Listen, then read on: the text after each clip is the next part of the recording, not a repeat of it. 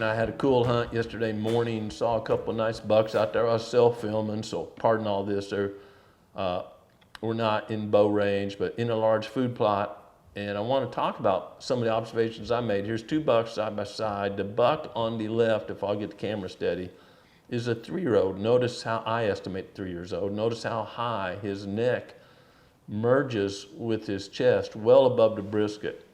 And his front shoulders look big, too big to be a doe. It would be a really muscular doe versus the deer on the right.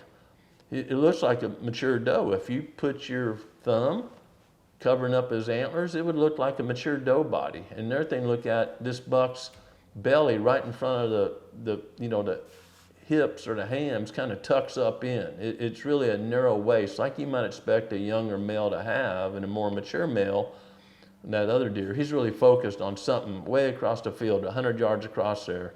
Maybe a bear or a coyote or another hunter or something. He is just, when a deer is really focused, it'd be looking that way and its ears cupped that way. Deer have the ability to move their ears in different ways depending on what they're really focused on. So a deer could be looking away from you, but you'll notice those ears, look at that younger buck, are all over the place. They're really detecting danger all around them, not just where that nose is pointed. So good opportunity to size up a 2-year-old, what I estimate is a 2-year-old on the right and a 3-year-old on the left. If I was just looking at antlers, I would go, oh my goodness, that's a big buck on the left there. And when he turns and looks, you see how wide that spread is. A researcher, I forget which one, years ago published that a mature deer's ears are about 6 to 7 inches long. Deer like humans, some humans have big ears, some have smaller ears. Well, deer are unique individuals also, but you can see that mature buck starting to work his ears in different directions now. It's probably an indication he's going to move because he's, is there anything over here, anything over here? Look at him. I'm in a redneck blind, so they don't know I'm in the world. And yeah, he's okay with whatever is back there, but just look at the thickness of the chest and of the body. Compare these two deer side by side. Obviously have access to the same groceries, living in the same area. Clearly one appears more mature or older than the other one. Both of them are in great shape. Given the drought we're in, you can see how dry it is in this food plot. I've planted green or planted through the standing summer crop. So you see some sun hemp out there and milo.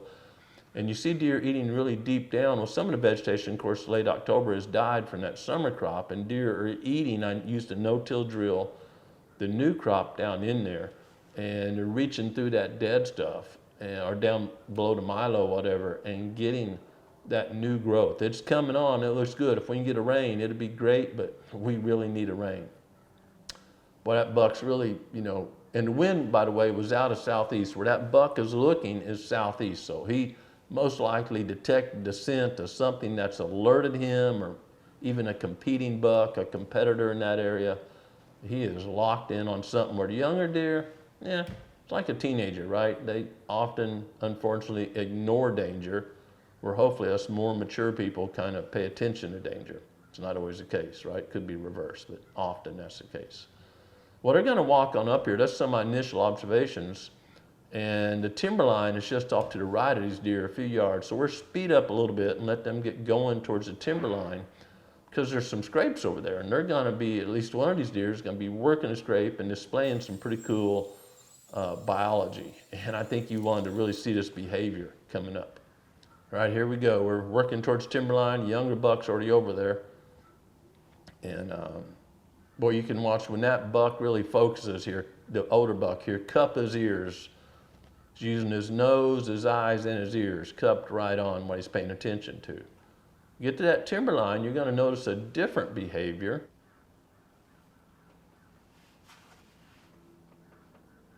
And here's a scrape right here. And so this deer is smelling. He's working that overhanging limb. Research, a lot of research. I did my master's on scrape behavior many decades ago, and much more modern research had better tools than I had. All those publications say the same, that the overhanging limb gets the most attention out of a scrape.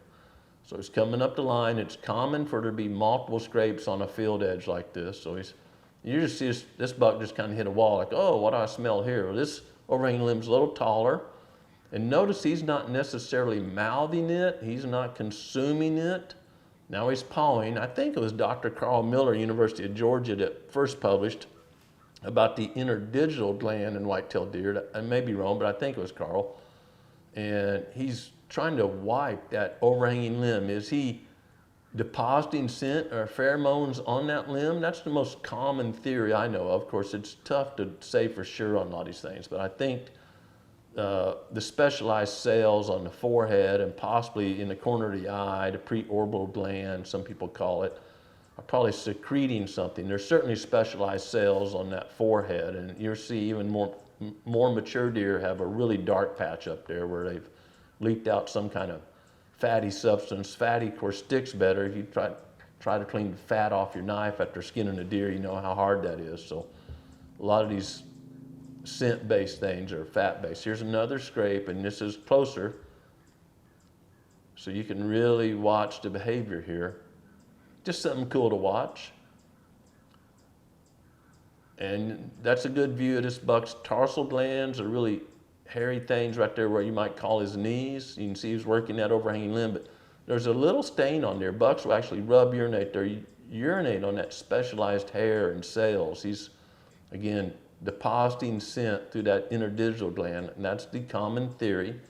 I don't think he's just making a visual cue there, but you notice on that tarsal gland, it's darkened a little bit. A more mature deer will almost always be very dark, even dripping down his leg. You'll see sign where that urine and scent is dripped down his leg. That's usually related to a very mature deer, or only seen on a very mature deer. So again, looks like he's sniffing, taking communication in, and rubbing, depositing communication. This is all appropriate behavior or timely behavior for the pre-rut. There's not many does receptive, so they're using scrapes to communicate.